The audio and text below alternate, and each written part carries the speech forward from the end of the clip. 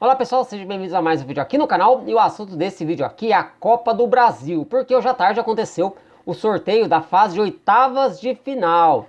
Eu acompanhei esse sorteio junto com o Gustavo Barba, ao vivo lá no canal Pub da Bola, né? Então quem não está inscrito no Pub da Bola, link na descrição. E um pouquinho antes de começar a sair os confrontos, eu até brinquei, né? Eu falei que queria ver clássicos, eu queria ver o circo pegar fogo, queria ver, por exemplo, um Corinthians e Palmeiras, um Flamengo e Fluminense. Enfim, eu queria ver clássicos. E de fato foi o que aconteceu, né? Tivemos aí um sorteio surpreendente, que é o que acontece quando não tem aqueles potes, né? Não tem travas. Foi um sorteio livre. Quem pegasse quem era aquilo mesmo e não tinha outro jeito. E esse sorteio aí vai nos proporcionar, né, grandes jogos nessa fase de oitavas de final. Eu vou passar um a um aqui, né?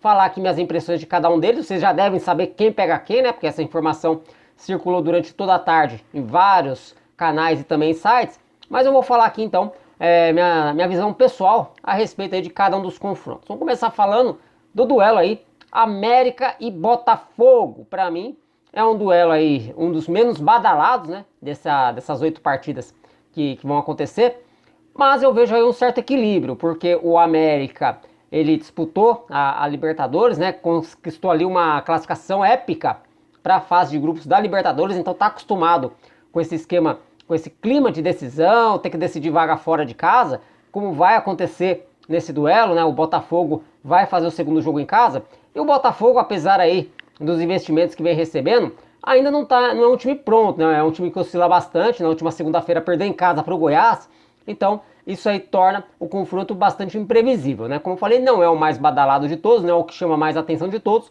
mas eu não aponto aqui nenhum favoritismo claro aqui. Se eu tivesse que apostar em um classificado, eu talvez apostaria no América, né? Por conta aí dessa trajetória que vem fazendo essa temporada e também pelo Botafogo ainda ter mostrado aí algumas oscilações, principalmente aí no Campeonato Brasileiro. Fortaleza e Ceará. É informação desnecessária dizer aqui quem decide em casa, porque serão os 2 jogos no Castelão, mas mais uma vez os 2 times estarão frente a frente na Copa do Brasil, como aconteceu no ano passado, onde a equipe do Fortaleza acabou levando a melhor, né? Será que o Ceará dessa vez vai dar o troco? No Campeonato Brasileiro, os 2 times ainda não engrenaram, estão lá na parte de baixo da tabela, principalmente o Fortaleza que foi vencer a primeira no último final de semana, mas as equipes aí têm antes compromissos por competições sul-americanas, né? O Fortaleza vai jogar as oitavas da Libertadores, o Ceará tem jogo das oitavas da Sul-Americana, e aí dependendo do que acontecer nesses jogos internacionais, pode aí influenciar no duelo entre os rivais nas oitavas da Copa do Brasil. Também é um jogo que eu não aponto favorito, né? Eu acho que o Fortaleza, se fosse o Fortaleza do ano passado, ele sim seria favorito, mas o Fortaleza não tem mostrado, né, aquela força que mostrou no ano passado, principalmente aí no Campeonato Brasileiro, e o Ceará tá melhor do que o ano passado, né? Então, na minha visão, isso aí deixa o confronto mais equilibrado. Atlético Goianiense e Goiás, confronto muito bacana, né, pela rivalidade ali dos times do estado, né? Talvez eles pegaram o melhor adversário que eles poderiam pegar dessa fase de oitavas de final, né? Por ser um confronto doméstico. E as equipes não começaram bem o Brasileirão, né? O Atlético Goianiense, inclusive, está na zona de rebaixamento, o Goiás um pouquinho melhor, mas é um confronto também que vai ser bastante equilibrado. Eu não duvidaria, de repente, se esse classificado ser decidido nos pênaltis. Bahia e Atlético Paranaense. O Atlético Paranaense decide em casa.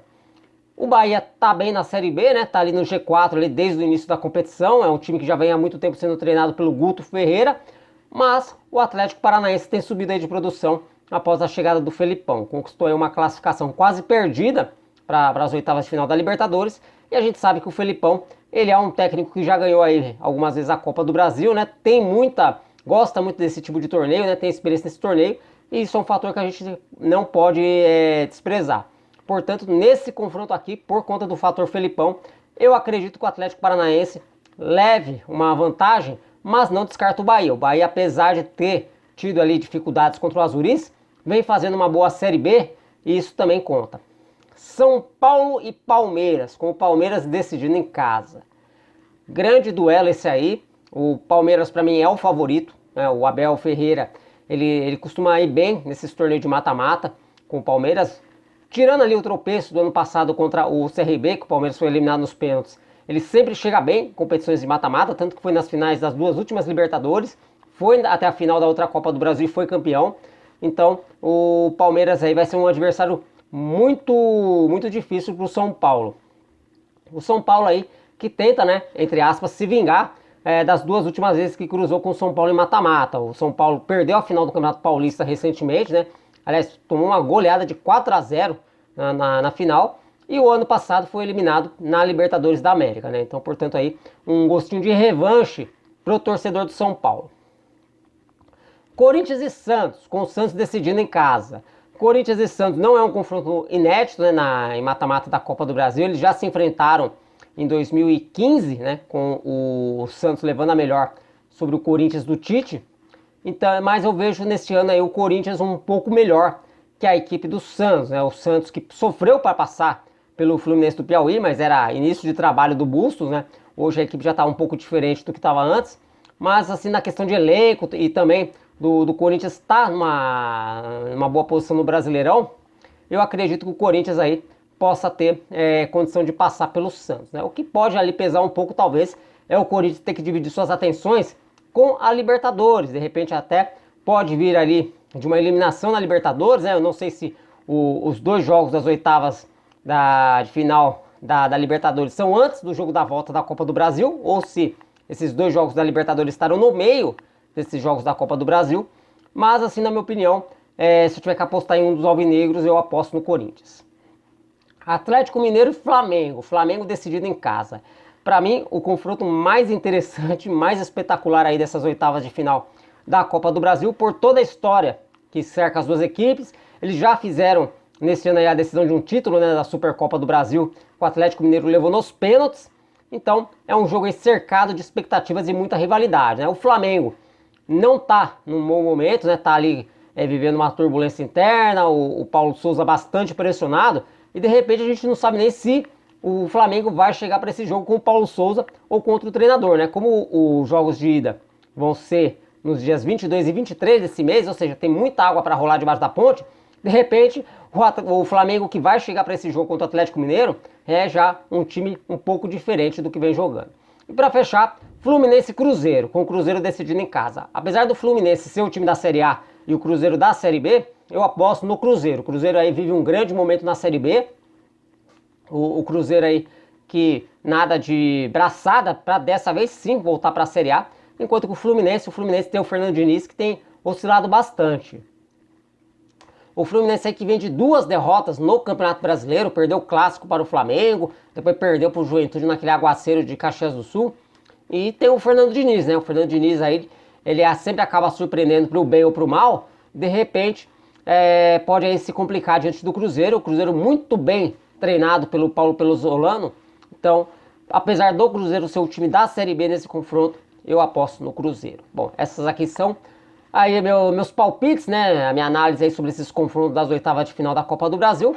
Bem interessante, eu não me lembro de uma fase de oitavas de final da Copa do Brasil tão interessante, né? Tão cheia assim de alternativas, de surpresas que a gente pode ter do que essa aqui. Só para lembrar, jogos de ida dia 22 e 23 deste mês, jogos de volta nos dias 13 e 14 do mês que vem, de julho, né? Então vai ter aí quase um mês entre o jogo de ida e o jogo da volta, né? Eu acredito ali que os jogos das oitavas da Libertadores vão se encaixar aí no meio dessas datas. Bom, e agora eu quero saber de vocês, né? O que vocês pensam a respeito desses duelos das oitavas de final da Copa do Brasil? Qual para vocês é o mais interessante e qual aí vai ser a grande surpresa que vai figurar nas quartas de final? Lembrando que não há chaveamento ainda nas quartas de final, será feito um novo sorteio, portanto, a possibilidade ainda de termos outros clássicos nas quartas de final da Copa do Brasil. Mas deixa aqui nos comentários aqui a opinião de vocês, que eu tô muito curioso para saber, beleza? Por enquanto eu vou ficando por aqui, um forte abraço a todos vocês e até um próximo vídeo, valeu?